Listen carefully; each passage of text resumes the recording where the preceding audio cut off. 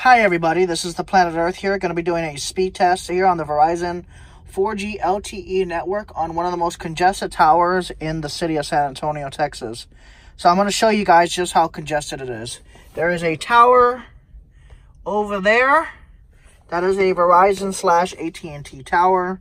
I verify it by going right up to it and calling the number on it. So I just wanted to verify, but it also has T-Mobile and Sprint. So it has Verizon, AT&T, T-Mobile, and Sprint on one tower. There are no other towers in this exact area. So right now we're going to go ahead and just quickly do a speed test on the Verizon 4G LTE network. We're waiting for it to load here. All right, we're going to go ahead and switch it to the Sprint one because for some reason the Sprint one is actually the fastest server in San Antonio. Here we go. So right now, this is actually the fastest I've seen it, by the way. So right now, Verizon is getting a steady 11 to 13 megabits per second at 224.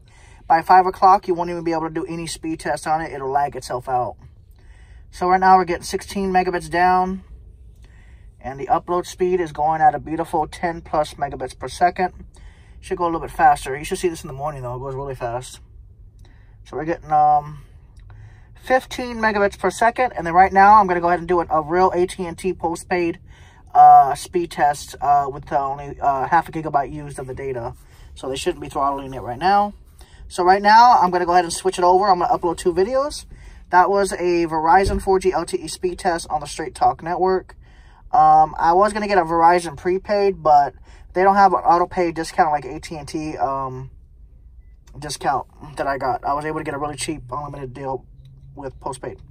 So we're going to go ahead and switch up the phones now. The Note 9 is going to record the iPhone, and we're going to do an AT&T speed test.